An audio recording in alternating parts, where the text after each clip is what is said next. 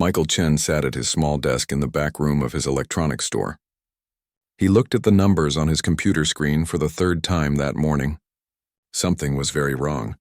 The numbers did not make sense at all. His store sold phones, phone cases, chargers, and small electronics. Every day, many people came into his store. They looked around, asked questions, and bought things. But when Michael checked his money at the end of each week, he had less than he should have. This cannot be right, Michael said to himself. He pushed his glasses up his nose and looked at the screen again. Last month, he sold many items. The computer showed that people bought phone chargers, cases, and small speakers. But his bank account did not show the right amount of money. Michael had owned Chen's Electronics for 5 years. He knew his business very well. He knew how much money he should make each week. He knew how many items he sold. But now something was different. The store was not big. It had 3 aisles with shelves full of products. Near the front window, Michael kept the expensive items like tablets and smartwatches. In the middle, he had phone cases and screen protectors. At the back, he stored chargers, cables, and small gadgets.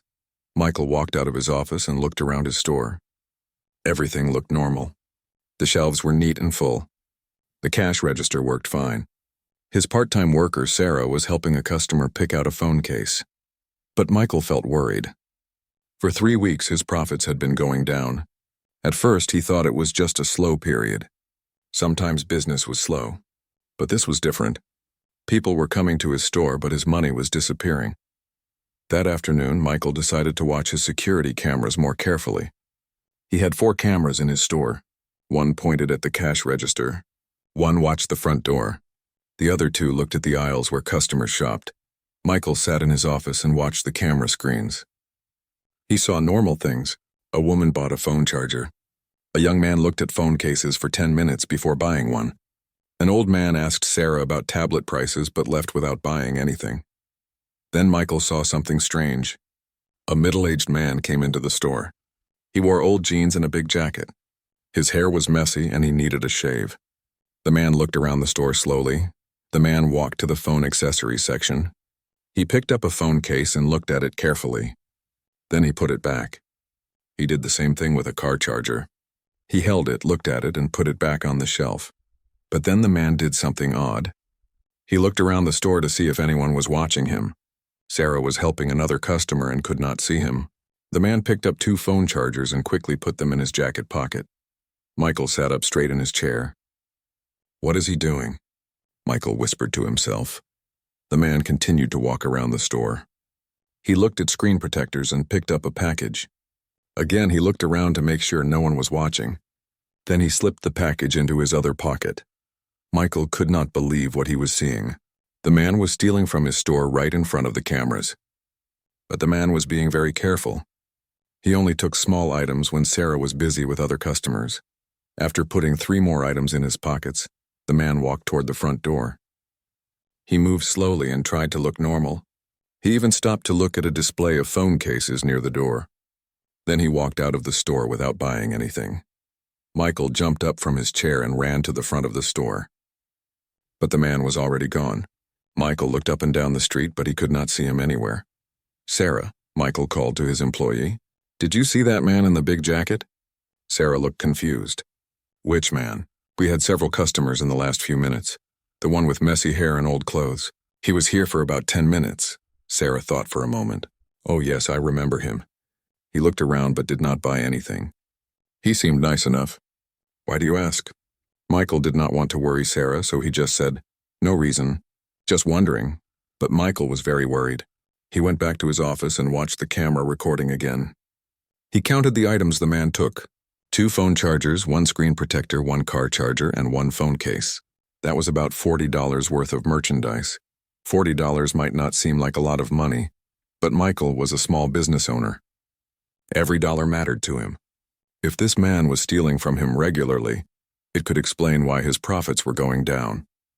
Michael decided to watch the cameras more carefully over the next few days. He wanted to see if the man would come back. He also wanted to see if other people were stealing from his store. The next day was Tuesday. Michael came to work early and checked his inventory. He counted the phone chargers in the display. There should have been 20, but he only found 17.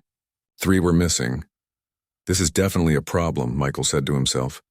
He spent the morning watching customers carefully. Most people were honest. They looked at items, asked questions, and either bought something or left. But Michael noticed two more people acting strangely. A teenage girl spent a long time looking at phone cases. When Sarah went to help another customer, the girl quickly put a case in her purse. Then she left the store without buying anything. Later, an older woman did the same thing with a pack of screen protectors. She waited until Sarah was busy, took the item, and walked out. Michael realized his store had a serious theft problem. People were stealing small items when his employee was not watching. The items were not expensive individually, but together they added up to a lot of money. That evening, Michael counted his inventory again. He was missing more items than he thought. Phone chargers, cases, screen protectors, and small cables were all disappearing. Some days he lost $50 to $60 worth of merchandise to theft. Michael sat in his office and felt frustrated. He worked hard to keep his store running. He paid rent, bought inventory, and paid Sarah's salary. When people stole from him, they were taking money directly from his family. But the man in the big jacket worried him the most. Michael had seen him take several items on camera. If he came back regularly, he could be stealing hundreds of dollars worth of merchandise each month. Michael decided he needed to do something about this problem. He could not just watch his profits disappear. He needed a plan to catch the thieves and protect his business. Tomorrow he would talk to Sarah about watching customers more carefully. He would also think about other ways to stop the theft. As Michael locked up his store that night, he looked around one more time. His little electronics store meant everything to him. He would not let thieves destroy his business. He would find a way to stop them. The next morning, Michael arrived at his store 30 minutes early. He wanted to check his inventory before Sarah came to work. He counted the items on each shelf and wrote down the numbers in a small notebook. Michael had decided to keep better track of his merchandise.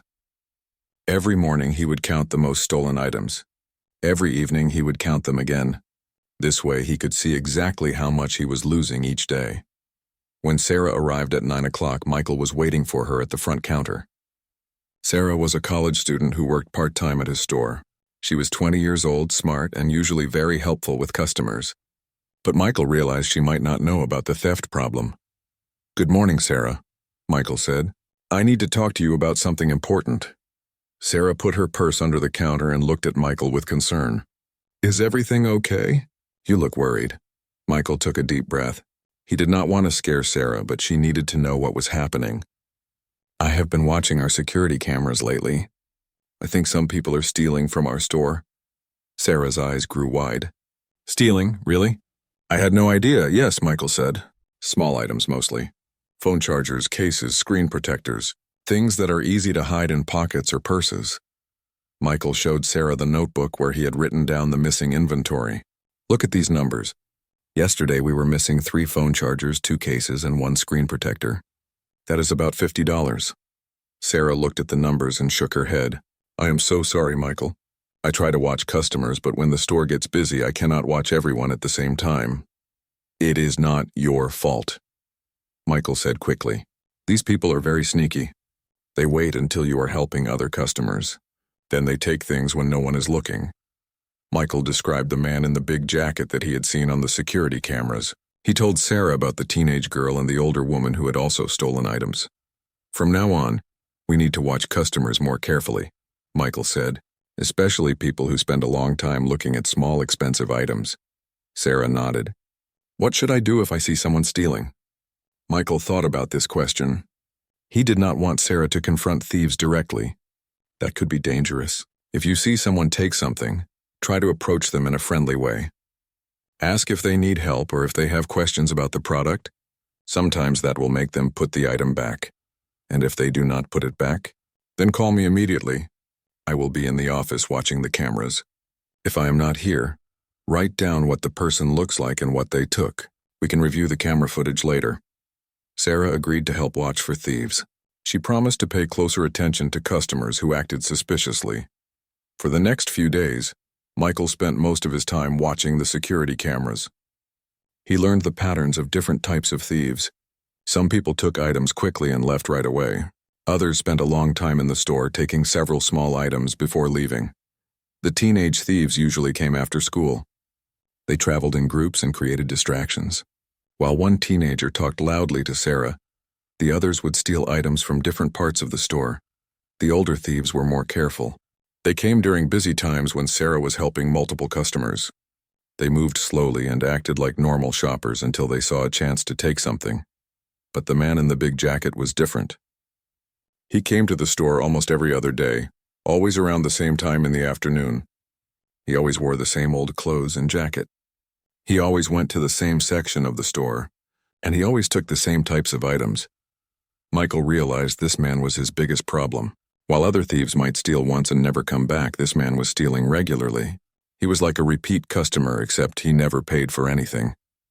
After watching the man steal for a week, Michael decided he needed a plan to catch him. Just watching him on camera was not enough. Michael needed proof that would hold up if he called the police. Michael thought about different options. He could hire a security guard, but that would be expensive. He could install more cameras, but the man was already stealing in plain sight of the existing cameras. He could confront the man directly, but that might be dangerous. Then Michael had an idea. What if he could catch the man in the act while Sarah was watching? If two people saw the theft happen, it would be stronger evidence. Michael decided to set up a trap. He would wait for the man to come to the store, then signal Sarah to watch him carefully. Together, they would observe the theft and then call the police immediately. But Michael realized there was a problem with this plan. The man was very careful about timing his thefts. He only stole when Sarah was busy with other customers. If Sarah was just standing around watching him, he might become suspicious and leave without taking anything. Michael needed a better plan. He thought about it for hours, walking around his store and trying to come up with ideas. Finally, Michael had what he thought was a brilliant idea. What if he disguised himself as a customer? He could dress in old clothes, wear a hat to hide his face, and pretend to shop in the store. The man would not recognize him as the store owner. Michael could watch the man closely and catch him stealing red-handed. The more Michael thought about this plan, the more he liked it. He could position himself near the man and see exactly what he was doing. If the man stole something, Michael could follow him and call the police. It would be perfect evidence. Michael decided to put his plan into action the next day. The man usually came to the store around 3 o'clock in the afternoon. Michael would arrive a few minutes before 3, dressed like a regular customer. He would browse the store and wait for the man to show up. That evening, Michael went home and found old clothes to wear for his disguise. He chose worn-out jeans, an old t-shirt, and a baseball cap. He wanted to look like a normal customer, not like a business owner. Michael also planned what he would do after catching the man. He would follow him outside the store and call the police from his cell phone. He would give the police a description of the man and tell them exactly what he had stolen. With luck, the police would arrive quickly and arrest the thief. Michael felt excited about his plan. After weeks of watching his profits disappear, he was finally going to do something about it. He was going to catch the man who had been stealing from his store. The next morning, Michael told Sarah about his plan. He explained that he would come to the store disguised as a customer around 3 o'clock. "I want you to act normal," Michael told Sarah. "Do not look at me or talk to me when I come in. Pretend I am just another customer. I will watch for the man in the jacket and catch him stealing." Sarah thought the plan sounded a little crazy, but she agreed to help. "What should I do if something goes wrong?" "Nothing will go wrong," Michael said confidently. "I will just watch him steal something, follow him outside, and call the police. It will be simple." Sarah still looked worried. "Are you sure this is safe? What if the man gets angry when you confront him?" "I will not confront him directly," Michael explained. "I will let the police handle that part. I just need to see him steal something so I have evidence." Michael spent the rest of the morning preparing for his plan. He made sure his cell phone was charged so he could call the police. He reviewed the security camera footage one more time to remind himself what the man looked like. He even practiced walking and acting like a customer instead of like a store owner. At 2:30, Michael left his store and went to his car. He changed into his disguise clothes and put on the baseball cap. He looked at himself in the car mirror. He looked completely different from his usual appearance. Michael felt nervous but excited. Today was the day he would finally catch the thief who had been stealing from his store. Today he would protect his business and get justice. Michael checked his watch. It was almost 3 o'clock. Time to put his plan into action. Michael sat in his car outside his store and checked his watch again. It was 3 o'clock exactly.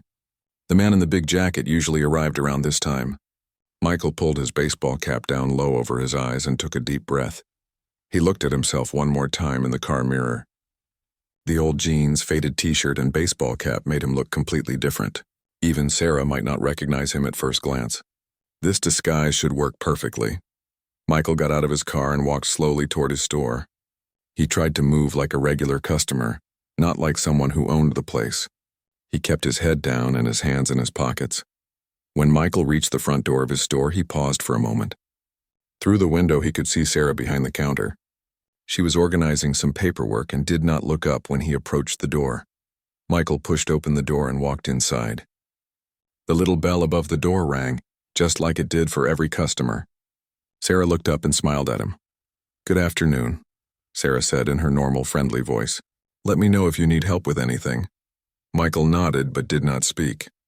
He was afraid Sarah might recognize his voice. Instead, he walked toward the back of the store and started looking at phone chargers. The store felt different when Michael was disguised as a customer. He noticed things he had never seen before. The shelves looked taller. The aisles seemed narrower. Even the lighting looked different from this angle. Michael pretended to be interested in a car charger while he waited for the man in the jacket to arrive. He picked up different packages and read the labels just like a real customer would do. 5 minutes passed. Then 10 minutes. Michael started to worry that the man might not come today. Maybe he had changed his schedule. Maybe he had found a different store to steal from. Michael walked to a different section of the store and looked at phone cases. He tried to stay calm and patient. The man usually came around this time, but not always at exactly 3 o'clock. Then Michael heard the doorbell ring. He looked toward the front of the store and saw the man in the big jacket walking in. Michael's heart started beating faster. The plan was working. The thief had arrived right on schedule. The man looked exactly the same as he did in the security camera footage. He wore the same old jeans and oversized jacket. His hair was messy and he needed a shave.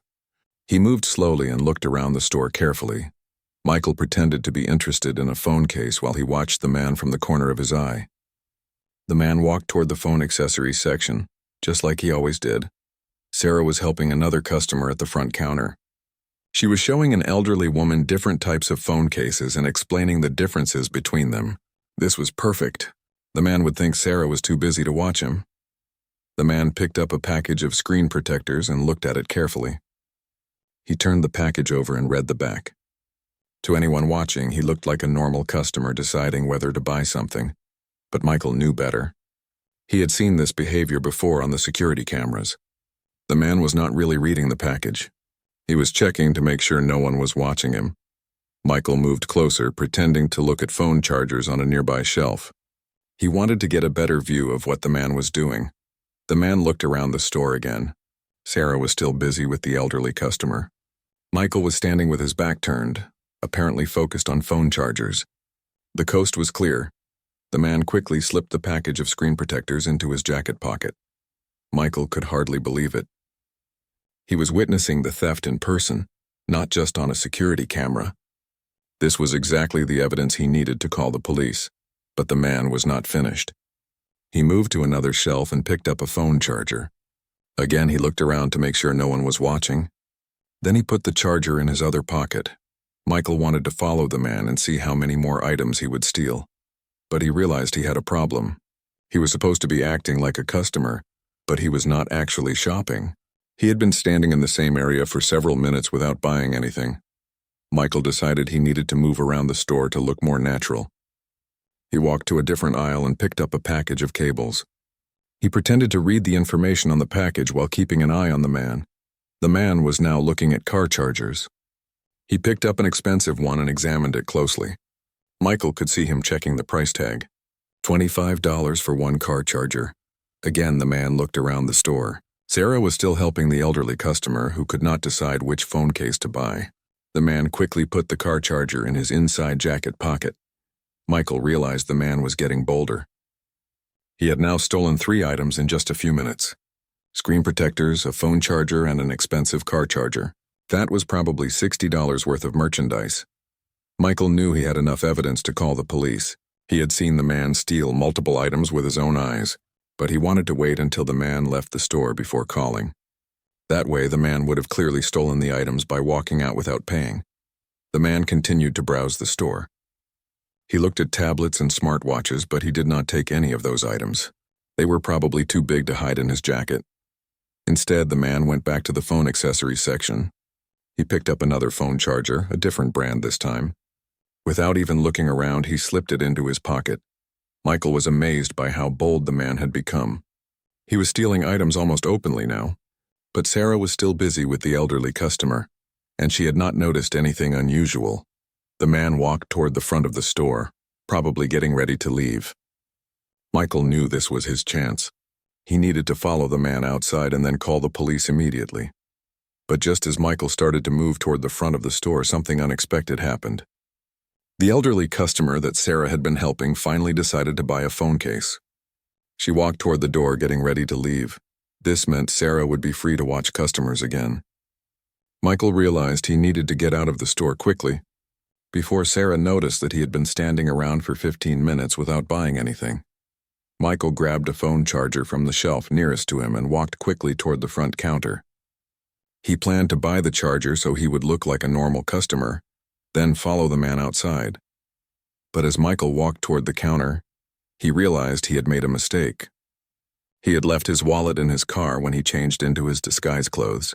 He had no money and no credit cards with him. Michael panicked. He could not buy the phone charger without money, but he could not just put it back on the shelf now, because that would look suspicious, and he could not stay in the store much longer without buying something, because Sarah would start to wonder what he was doing. Michael made a quick decision. He would take the phone charger with him and pay for it later. After all, it was his store. He could pay for it when he came back after calling the police about the real thief. Michael put the phone charger in his pocket and walked toward the door. The man in the jacket was already outside, walking down the street. Michael needed to hurry if he wanted to follow him, but as Michael reached for the door handle, he heard Sarah call out behind him. "Excuse me, sir," Sarah said. "Did you want to purchase that item?" Michael froze. Sarah had seen him put the phone charger in his pocket. To her, it probably looked like he was stealing it. Michael turned around slowly. Sarah was looking at him with a confused expression. She had probably never seen a customer try to leave with merchandise without paying. Michael started to say something, but then stopped. He could not explain the situation without revealing his identity. And if he revealed his identity, it would ruin his disguise for catching the real thief. Michael looked out the window and saw the man in the jacket walking further away. If he stopped to explain things to Sarah now, he would lose his chance to follow the man and call the police. Michael made another quick decision. He would leave the store now and explain everything to Sarah later. The most important thing was catching the real thief. "I will be right back," Michael said to Sarah, trying to disguise his voice. Then he pushed open the door and hurried outside. But Michael's problems were just beginning. As he walked out of the store with the phone charger in his pocket, a woman who had been shopping nearby noticed what happened. Mrs. Rodriguez had been walking past the store when she saw a scruffy-looking man in old clothes put something in his pocket and try to leave without paying. When the store employee called out to him, the man had basically run away. Mrs. Rodriguez was a retired teacher who believed in doing the right thing. She had seen shoplifting before and she knew she should do something about it. Mrs. Rodriguez walked into the store and approached Sarah at the counter. "Excuse me," Mrs. Rodriguez said. "I think that man just stole something from your store." Sarah looked at Mrs. Rodriguez with surprise. She had just seen a customer leave with a phone charger in his pocket, but she thought maybe he was coming right back to pay for it. "Some customers did that sometimes." "What do you mean?" Sarah asked.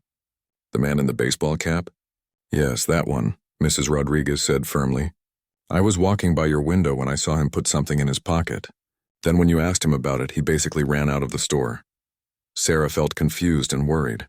She had been working at Michael's store for 8 months, and she had never dealt with a shoplifter before. She did not know what she was supposed to do. "Are you sure he stole something?"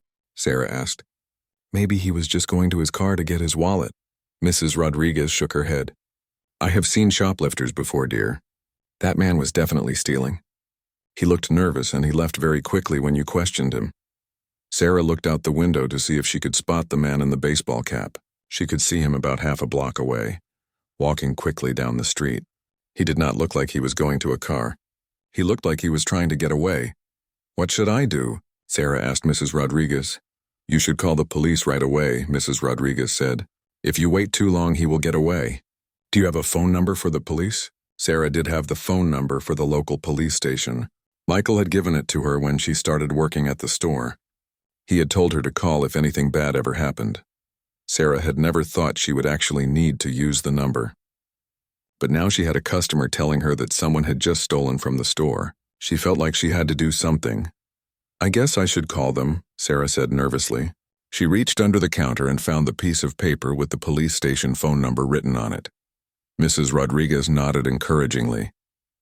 "That is the right thing to do. Store owners lose a lot of money from shoplifting. You are protecting your boss's business." Sarah dialed the police number with shaking hands. When the dispatcher answered, she tried to explain what had happened. "Hello, this is Sarah Martinez at Chen's Electronics on Oak Street. I think someone just stole something from our store." The police dispatcher asked Sarah several questions. What did the person steal? What did the person look like? Which direction did they go? Sarah tried to answer as best she could. "He took a phone charger, I think. He was wearing old jeans, a t-shirt, and a baseball cap. He had dark hair and looked like he needed a shave. He went east on Oak Street." The dispatcher told Sarah that they would send officers to the area right away. They might be able to find the suspect if he had not gone too far. After Sarah hung up the phone, Mrs. Rodriguez patted her on the shoulder. "You did the right thing, dear. I hope they catch him." Mrs. Rodriguez left the store and Sarah was alone again. She felt nervous about what had just happened. She hoped she had done the right thing by calling the police. But what if the man really was coming back to pay for the phone charger? What if she had made a mistake? Sarah tried to remember exactly what had happened. The man had been in the store for a long time, looking at different items. She had been busy helping another customer and had not paid much attention to him. Then she had seen him put something in his pocket and try to leave. When she had asked him about it, he had looked surprised and nervous. He had said he would be right back, but then he had left quickly. That did seem suspicious. Sarah decided she had probably done the right thing. If the man was innocent, he could explain everything to the police when they found him. But if he was really a thief, then she had helped protect Michael's store. Meanwhile, Michael was walking quickly down Oak Street, trying to spot the man in the big jacket. But the man was nowhere to be seen. He had probably turned down a side street or gone into another building. Michael felt frustrated. His plan had been working perfectly. He had seen the man steal multiple items right in front of him, but then everything had gone wrong when Sarah noticed the phone charger in his own pocket. Michael stopped walking and thought about what to do next. He could go back to the store and explain everything to Sarah, but that would ruin his disguise for the future. If the man in the jacket came back to the store, he might recognize Michael as the customer who had been watching him. Michael decided to wait a few minutes before going back to his store. He would let Sarah think he had left. Then he would change back into his normal clothes and return as the store owner. He could tell Sarah that a customer had reported seeing a shoplifter, and they could review the security camera footage together. But as Michael was thinking about his plan, he heard police sirens in the distance. The sirens seemed to be getting closer to his store. Michael felt confused. Why would police be coming to his area? Then he realized what must have happened. Sarah must have called the police about him. Michael felt panic rising in his chest. The police were coming to arrest him for shoplifting from his own store. This was exactly what he had been trying to prevent. He had been trying to catch a real thief, not become a suspect himself. Michael knew he needed to get back to his store immediately to explain the misunderstanding. But the police sirens were getting very close now. If he went back to the store, the police might arrest him before he could explain who he really was. Michael looked around for somewhere to wait until the situation calmed down. He could see a coffee shop across the street. He could go there, change back into his normal clothes, and then return to his store as the owner. But before Michael could cross the street, 2 police cars turned onto Oak Street. They were driving slowly, looking for someone. Michael realized they were looking for him. Michael tried to stay calm. He was innocent. He owned the store. Once he explained the situation to the police, everything would be fine. But Michael also realized he had a problem. He was still wearing his disguise clothes and he still had the phone charger in his pocket. To the police, he would look exactly like the shoplifter that Sarah had described. The first police car stopped near Michael. 2 officers got out and looked at him carefully. Michael matched the description perfectly. Baseball cap, old clothes, dark hair, needed a shave. Officer Johnson was a veteran policeman who had dealt with many shoplifters over the years. He recognized the signs immediately. The suspect was walking quickly away from the store. He looked nervous when he saw the police cars. He was wearing exactly the clothes that the store employee had described. "Excuse me, sir," Officer Johnson called out. "Could we talk to you for a moment?" Michael stopped walking and turned to face the officers. His heart was beating very fast now. He tried to think of the best way to explain the situation. "Is there a problem, officer?" Michael asked, trying to sound calm. "We had a report of shoplifting at the electronics store back there," Officer Johnson said. "The store employee said someone matching your description took merchandise without paying." Officer Martinez, the second policeman, positioned himself behind Michael in case the suspect tried to run away. He had also dealt with many shoplifters, and he knew they sometimes became desperate when confronted by police. "I think there has been a misunderstanding," Michael said carefully. "I own that store. My name is Michael Chen." Officer Johnson had heard this kind of story many times before. Shoplifters often claimed to know the store owner, or to be related to the store owner. It was a common excuse. "Do you have any identification that proves you own the store?" Officer Johnson asked. Michael realized he had made a terrible mistake. His wallet was still in his car, parked near his store. He had no identification with him at all. "My wallet is in my car," Michael said. "I can show you my driver's license and business cards if you let me go get them." Officer Martinez shook his head. "I am sorry, sir, but we cannot let you leave to get identification. Do you have anything on you right now that proves who you are?"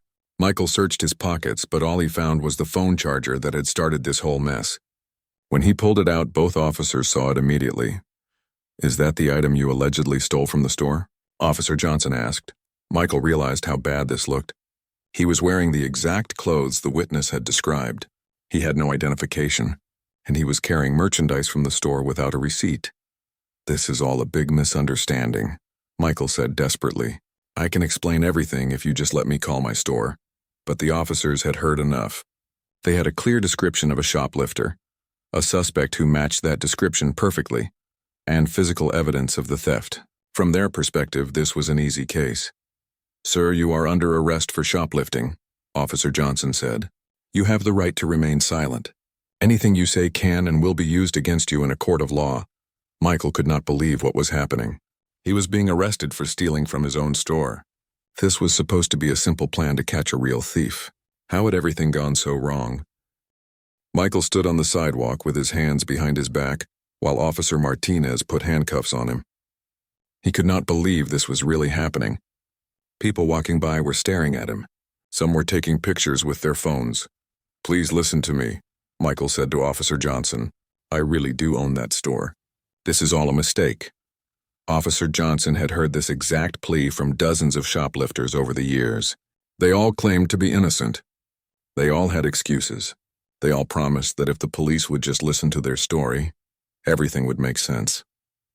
"You can tell your story at the station," Officer Johnson said calmly. "Right now we need to take you in for processing." Michael felt the cold metal handcuffs around his wrists.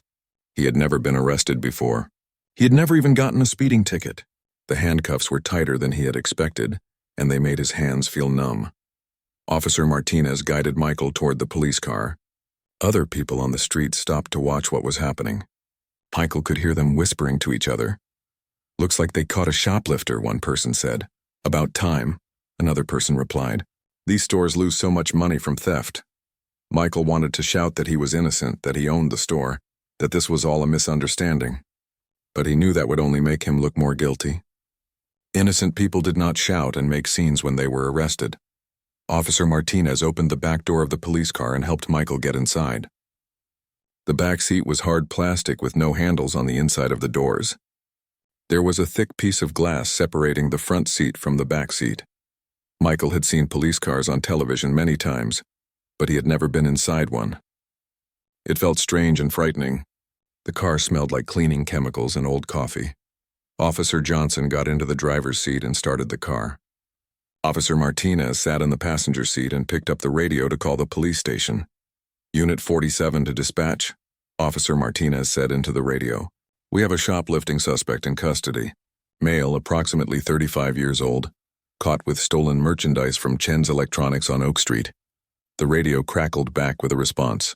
Copy that, Unit 47, bring him in for booking. Michael listened to this conversation with growing horror. They were talking about him like he was a real criminal. They were going to book him, which meant taking his fingerprints and putting him in jail.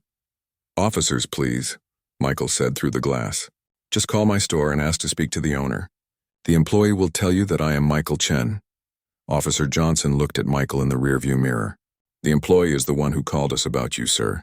She said you stole a phone charger and left the store without paying. But she does not know it was me. Michael said desperately. I was disguised. I was trying to catch a real thief who has been stealing from my store. Officer Martinez turned around to look at Michael. You were disguised? Why would you disguise yourself in your own store? Michael realized how crazy his story sounded. There is a man who comes to my store every few days and steals things. I have him on my security cameras. I dressed up like a regular customer so I could catch him in the act. Officer Johnson had been a policeman for 15 years. He had heard every excuse imaginable from people who had been caught committing crimes. This was one of the more creative stories he had heard recently. So you are telling us that you disguised yourself to catch a thief, but instead you got caught stealing? Officer Johnson asked. I was not stealing, Michael said. I took the phone charger because I forgot my wallet in my car. I was going to pay for it later. It is my store. Officer Martinez wrote down what Michael was saying in his notebook. And you just happened to match the exact description of the person the store employee saw stealing. Michael realized that everything he said was making the situation worse. The officers did not believe him at all. They thought he was making up an elaborate story to avoid going to jail. The police car pulled into the parking lot of the police station. Michael could see other police cars parked nearby. There were officers in uniform walking in and out of the building. Michael had driven past this police station many times, but he had never thought he would be brought here as a suspect. The building looked bigger and more intimidating when he was seeing it from the back of a police car. Officer Johnson parked the car and turned off the engine. Officer Martinez got out and opened Michael's door. Step out slowly, Officer Martinez said. Watch your head. Michael climbed out of the car carefully. The handcuffs made it hard to balance himself. Officer Martinez took his arm and guided him toward the police station entrance. Inside the police station, there were several other officers working at desks. There was a long counter where people could report crimes or ask for help. Everything was very bright and official-looking. Officer Johnson led Michael to a small room with a table and 3 chairs. The walls were painted a dull gray color and there were no windows. A fluorescent light buzzed quietly overhead. Have a seat, Officer Johnson said, pointing to one of the chairs. Michael sat down while Officer Martinez removed his handcuffs. Michael rubbed his wrists where the metal had been pressing against his skin. Red marks were already forming there. Now, Officer Johnson said, sitting across from Michael, let us start from the beginning. What is your full name? Michael Chen, Michael said. I live at 1247 Maple Avenue and I own Chen's Electronics at 156 Oak Street. Officer Martinez wrote down this information. Do you have any identification with you? No, Michael said. My wallet is in my car, which is parked near my store. I left it there when I changed into these clothes for my disguise. Officer Johnson looked at Michael's clothes. The old jeans, faded t-shirt, and baseball cap certainly looked like a disguise, but they also looked like the clothes a person with no money might wear. Many shoplifters were people who could not afford to buy the things they stole. Tell us about this disguise, Officer Johnson said. Why did you think you needed to dress up to catch a thief? Michael explained about the man in the big jacket who had been stealing from his store. He told the officers about watching the security camera footage and seeing the man take multiple items over several days. I wanted to catch him in the act, Michael said, so I dressed like a regular customer and waited for him to come to the store. I saw him steal 3 or 4 items today, but then I had to leave quickly to follow him, and that is when the misunderstanding started. Officer Martinez looked skeptical. If you saw this man stealing, where is he now? Why did not you point him out to us when we found you?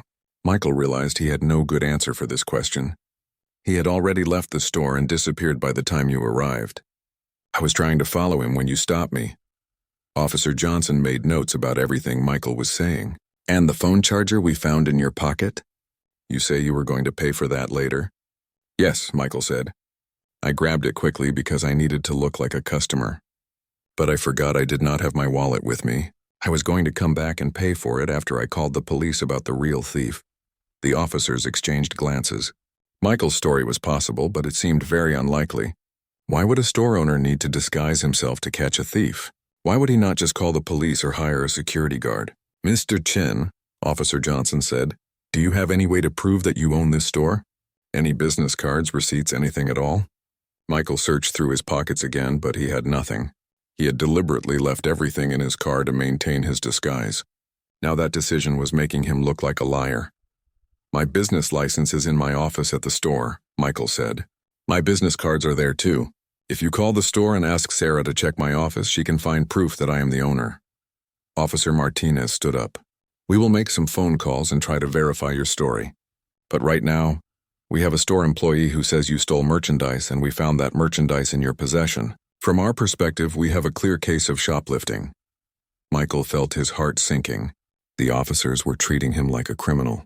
They were going to put him through the whole arrest process before they even tried to verify his identity. What happens now? Michael asked. Now we book you, Officer Johnson said. Fingerprints, photographs, paperwork. Then you wait in a holding cell until we can sort this out. Michael had never felt so helpless in his entire life. He was about to be fingerprinted and photographed like a common criminal. All because he had tried to protect his own store from thieves. Officer Martinez opened the door and called for another officer. Can you start the booking process for this suspect? Shoplifting charge. Michael realized that his simple plan to catch a thief had turned into the worst day of his life.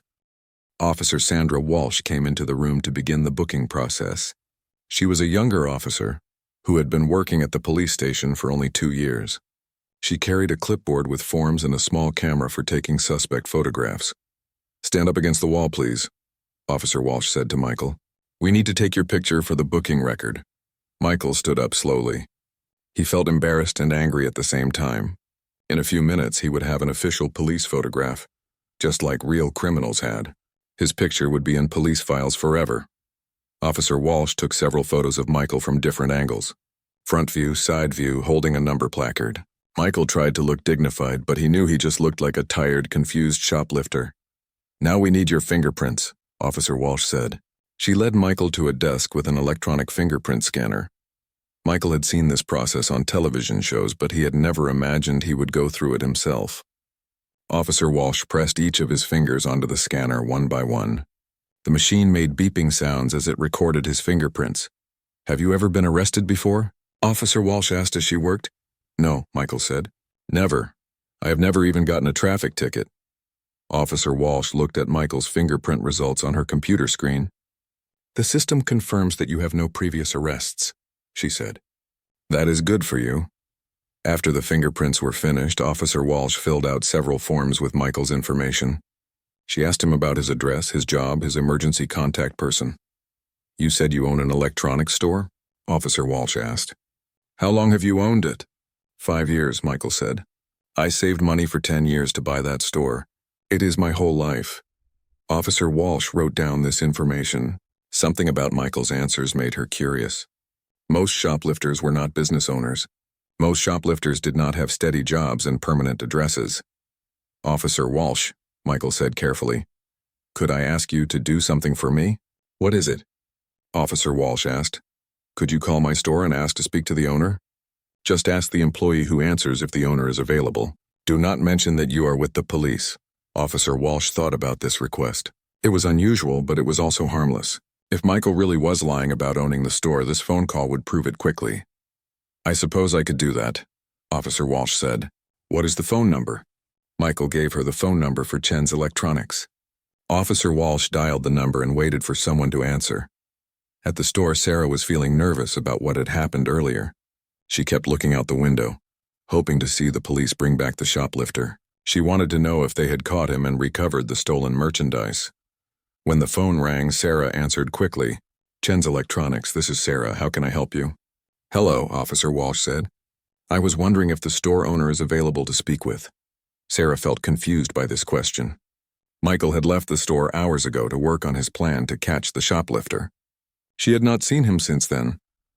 I am sorry, but Mr. Chen is not here right now, Sarah said.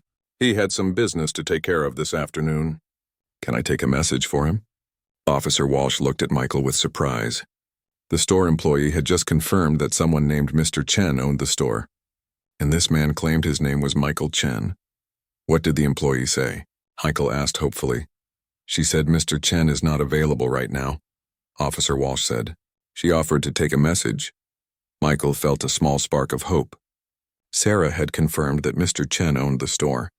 That was a start. But Officer Walsh still looked uncertain. That could mean anything, Officer Walsh said. Maybe you heard the owner's name and decided to use it when you got arrested. Michael realized he needed more proof. Ask her what Mr. Chen's first name is, he suggested. Officer Walsh called the store again. This is a follow-up to my previous call, she said to Sarah. What is Mr. Chen's first name? Michael, Sarah said immediately. Michael Chen. He has owned this store for about 5 years. Are you a customer who has dealt with him before? Officer Walsh hung up the phone and looked at Michael with new interest. The employee confirmed that the owner's name is Michael Chen. Michael felt relieved, but he could see that Officer Walsh was still not completely convinced. There has to be more you can do to verify my identity, he said. Officer Walsh thought about this problem. Let me talk to Officer Johnson, she said. Maybe we can call the store again and ask for more specific information. Officer Walsh left the room and found Officer Johnson at his desk. She explained what she had discovered during the phone calls. The suspect's story might be true, Officer Walsh said. The store employee confirmed that the owner is named Michael Chen, which matches what the suspect told us. Officer Johnson rubbed his forehead. He had been sure this was a simple shoplifting case. But the employee is the one who called us about him in the first place, he said. I know it sounds strange, Officer Walsh said. But what if the suspect is telling the truth about the disguise? What if the employee did not recognize her own boss? Officer Johnson had seen many unusual cases over the years, but this would be one of the strangest. Let me think about this, he said. Meanwhile, back at the store, Sarah was getting worried about Michael. It was almost 5 o'clock, and he had not returned from his plan to catch the shoplifter. She had also received 2 strange phone calls asking about the store owner. Sarah decided to call Michael's cell phone to check on him. She dialed his number and waited for him to answer. Michael's phone was in his car parked near the store. It rang several times, but no one answered. Sarah left a voicemail message. Hi, Michael, this is Sarah. I am getting worried about you. Did your plan work? Did you catch the shoplifter? Also, some people have been calling and asking about you. Please call me back when you get this message. Back at the police station, Officer Johnson came back into the room where Michael was waiting. Mr. Chen. If that is really your name, Officer Johnson said, we are going to try one more thing to verify your identity. What is that? Michael asked. We are going to ask the store employee to come down to the station and look at you in person. Officer Johnson said, if you really are her boss, she will recognize you. Michael felt nervous about this idea. He was still wearing his disguise clothes. Sarah had never seen him dressed this way before. Would she recognize him? That is fine with me, Michael said. But I should tell you that I am wearing different clothes than I usually wear at work. That was part of my disguise. Officer Johnson nodded. We will explain that to her when she gets here. Officer Johnson called the store and asked Sarah to come to the police station. He told her they needed her help identifying a suspect, but he did not explain that the suspect claimed to be her boss. Sarah was confused by this request, but she agreed to come.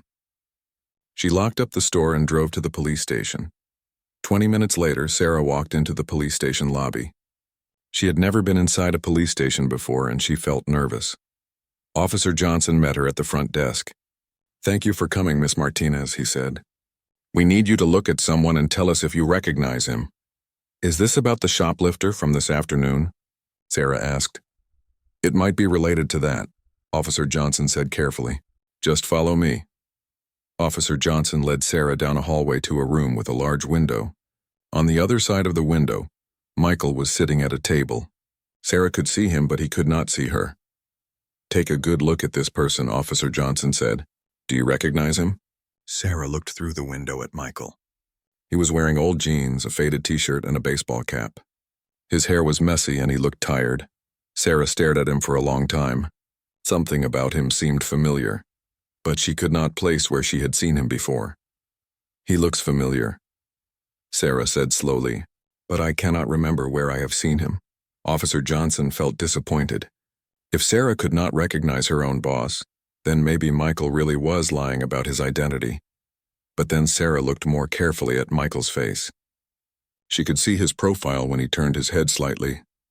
Wait a minute, Sarah said suddenly. Oh my God, that is Michael. Officer Johnson looked at Sarah with surprise. Are you saying you know this person? Sarah pressed her face closer to the window, staring at Michael in disbelief. That is my boss, Michael Chen. That is the owner of the store. Are you absolutely certain? Officer Johnson asked. Look carefully.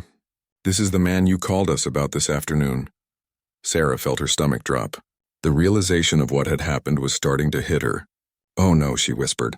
Oh no, what is wrong? Officer Johnson asked. Sarah put her hand over her mouth in horror. I called the police on my own boss. The shoplifter I reported was actually Michael. Officer Johnson rubbed his forehead. This was turning into one of the most embarrassing cases he had ever worked on. Are you sure this is the same person you saw take merchandise from your store? Sarah thought back to the afternoon. She remembered a man in old clothes and a baseball cap who had been browsing the store for a long time.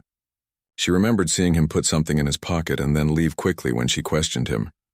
He was dressed exactly like that, Sarah said. But I did not recognize him because he never dresses like that at work. He always wears nice shirts and pants. I have never seen him in a baseball cap before. Officer Johnson realized they had made a terrible mistake. They had arrested a man for stealing from his own store. This was going to be very embarrassing for the police department. Miss Martinez, Officer Johnson said, can you prove that this man is really your boss? Do you have any way to verify his identity? Sarah nodded quickly. Yes, I have keys to his office. I can show you his business license, his tax papers, anything you need to see. Officer Johnson decided they needed to resolve this situation immediately. Let us go back to the store and get that documentation, he said. They went into the room where Michael was waiting. When Michael saw Sarah, he felt relieved and embarrassed at the same time. Sarah, Michael said, I am so sorry about this whole mess. Sarah looked at Michael with tears in her eyes. Michael, I am so sorry. I had no idea it was you. You look so different in those clothes. Officer Johnson cleared his throat. Mr. Chen, if you really are Mr. Chen, we owe you a big apology. But we need to verify your identity with official documents before we can release you. Of course, Michael said. All my business papers are in my office at the store. The three of them drove back to Chen's Electronics in Officer Johnson's police car. Sarah sat in the front seat and directed them to the store. Michael sat in the back, but this time he was not in handcuffs. When they arrived at the store, Sarah unlocked the front door and led them to Michael's office in the back. She opened a filing cabinet and pulled out a folder full of business documents. Here is his business license, Sarah said, handing papers to Officer Johnson. Here are his tax forms. Here is his lease agreement for the store. Officer Johnson examined the documents carefully. Everything confirmed that Michael Chen was indeed the owner of Chen's Electronics. The business license had his full name and address. The lease agreement had his signature. Mr. Chen, Officer Johnson said formally, I apologize for this misunderstanding. You are free to go. Michael felt a huge wave of relief wash over him. Thank you, officer. I understand you were just doing your job. But Michael's relief was short-lived. As they were leaving the store, he noticed a news van parked across the street. A reporter with a camera crew was setting up equipment. Oh no, Michael said to himself. The reporter, Jennifer Walsh from Channel 7 News, had heard about the arrest on her police scanner. A store owner arrested for shoplifting at his own store was exactly the kind of unusual story that made good television. Jennifer approached Officer Johnson as he was getting back into his police car. Officer, can you comment on the arrest that happened here this afternoon? Officer Johnson did not want to talk to reporters, but he knew the story would come out anyway. There was a misunderstanding that has been resolved, he said briefly. Is it true that the store owner was arrested for shoplifting from his own store? Jennifer asked. Officer Johnson got into his car without answering and drove away. But Jennifer had already gotten enough information to put together her story. Michael watched the news crew with growing dread. This was going to be humiliating. The story of his arrest would probably be on the evening news. Everyone in town would hear about it. "Sarah," Michael said, "let us go back inside the store. I need to explain what happened today." Back inside the store, Michael told Sarah the whole story. He explained about the man in the big jacket who had been stealing from them. He described his plan to disguise himself and catch the thief in the act. "I saw him steal 4 items today," Michael said. "But then I had to leave quickly to follow him, and that is when you saw me with the phone charger." Sarah felt terrible about the misunderstanding. "I should have recognized you," she said. "I have been working here for 8 months." "It is not your fault," Michael said. "I was deliberately trying to look different." The disguise worked too well. Michael and Sarah spent the rest of the afternoon reviewing the security camera footage. They watched the recording of the man in the big jacket stealing items while Michael was disguised as a customer. "There he is," Michael said, pointing at the screen. "You can see him put the screen protectors in his pocket right there." Sarah watched the footage with amazement. "I was helping that elderly customer and did not see any of this happening." They also watched the footage of Michael putting the phone charger in his pocket and leaving the store. Seeing it from this angle, Sarah could understand why it had looked like shoplifting. "The whole thing is so embarrassing," Michael said. "I was trying to catch a thief and instead I got arrested." That evening, Michael's story was indeed on the local news. Jennifer Walsh reported on the bumbling store owner, who got arrested at his own shop. The story included interviews with people who had seen the arrest. "I saw them put him in handcuffs," one witness said. "I thought he was just another shoplifter." Mrs. Rodriguez, the woman who had reported Michael to Sarah, was also interviewed. "I was just trying to help the store," she said. "I had no idea he was the owner." The news story spread quickly on social media. People shared it on Facebook and Twitter with comments like, "You cannot make this stuff up, and only in our town." Michael felt mortified when he saw the news coverage. His friends and family started calling to ask if the story was true. His competitors probably found it hilarious. But the next morning, something unexpected happened. The first customer of the day was an elderly man who had seen the news story. "Are you the guy who got arrested at his own store?" the man asked with a smile. Michael sighed. "Yes, that was me." "Well, I think it is funny as hell," the man said. "Shows you are trying to protect your business." "I respect that. I am going to start shopping here instead of that big chain store."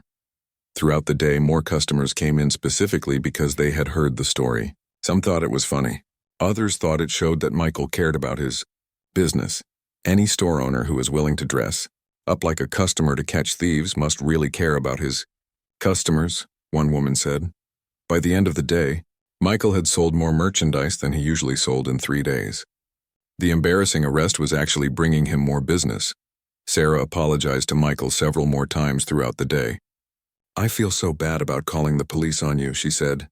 "Stop apologizing," Michael told her. "You did exactly what you should have done. If you had not recognized me, I would want you to report a shoplifter." Michael realized that the embarrassing experience had taught him something important. He needed better communication with his employees. He also needed a better security system to prevent theft. But most importantly, he had learned that sometimes the worst experiences can lead to unexpected benefits.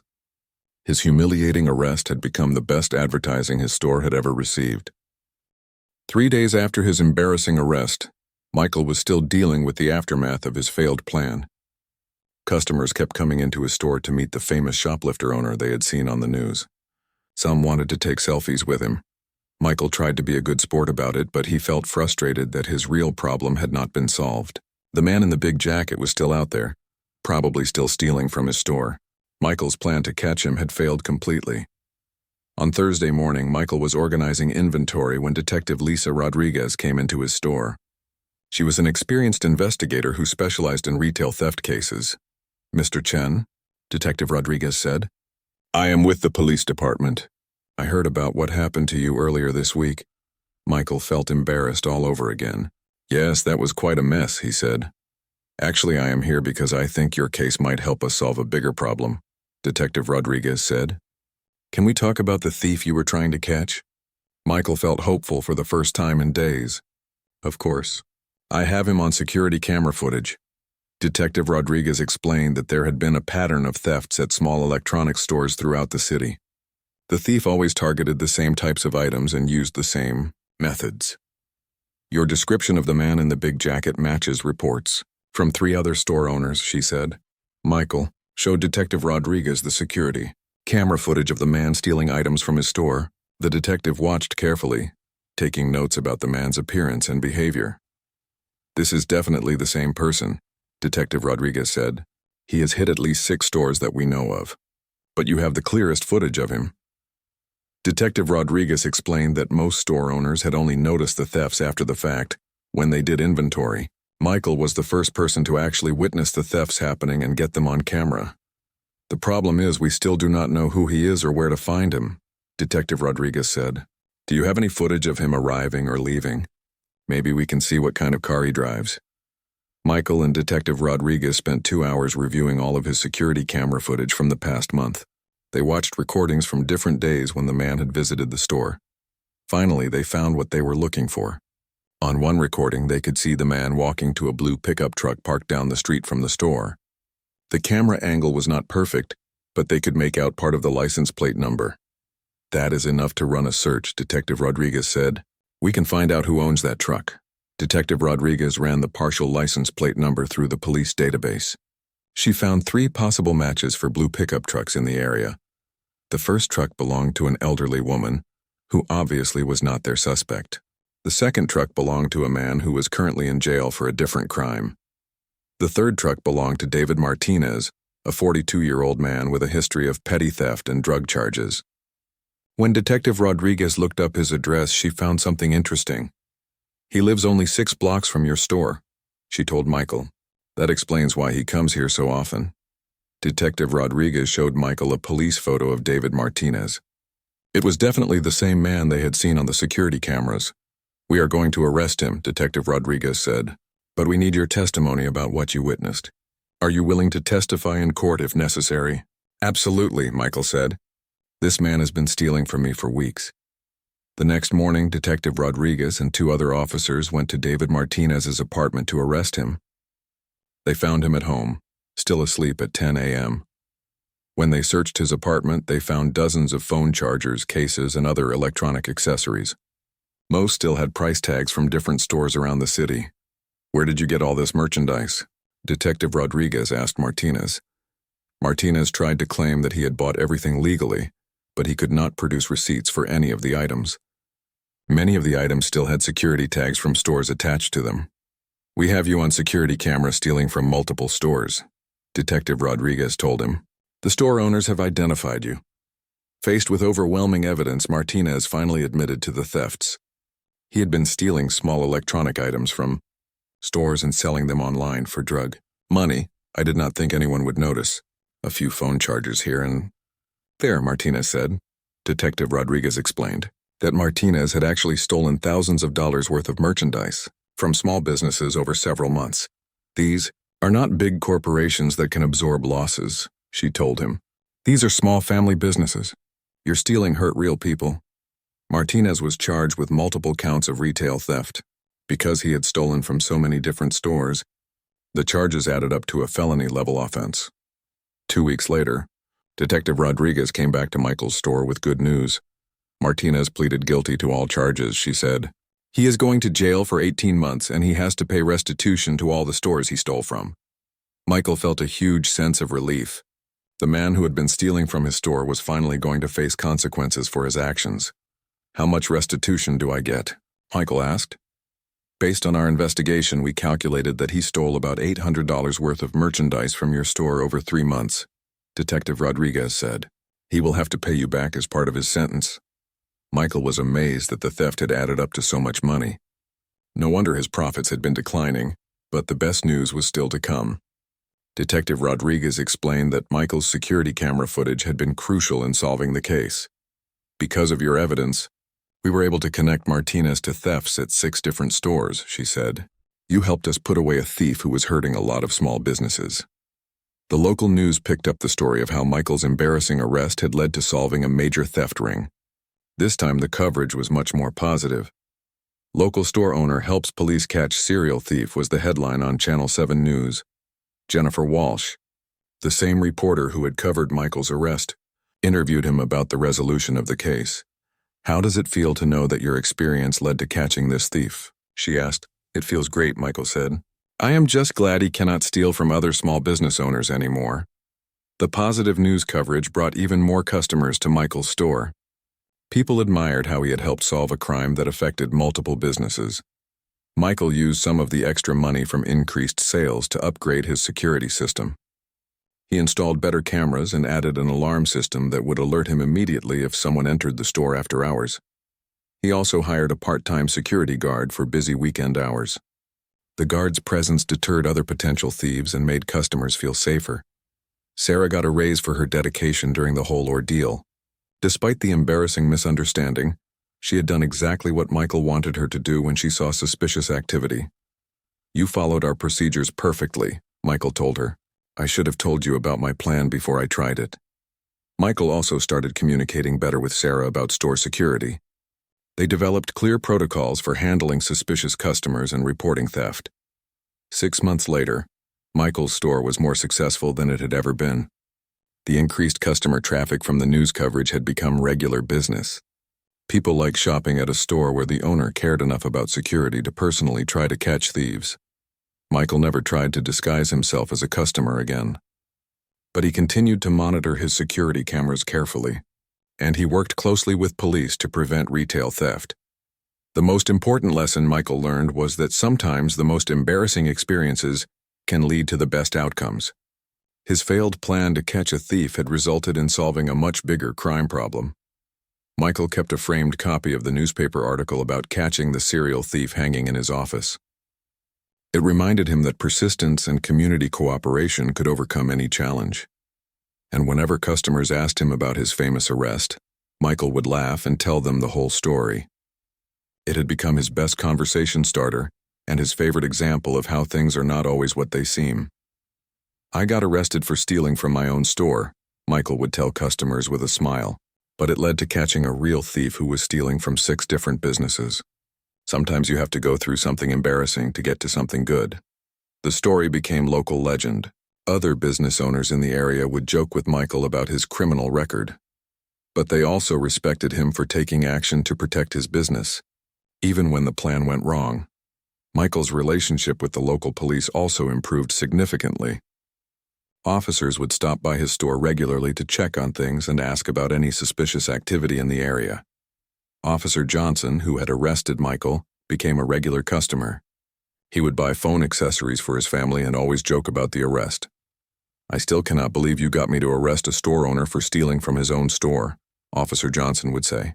"That was a first in my 15 years as a cop." Michael learned to laugh about it too. The experience had taught him valuable lessons about communication, security,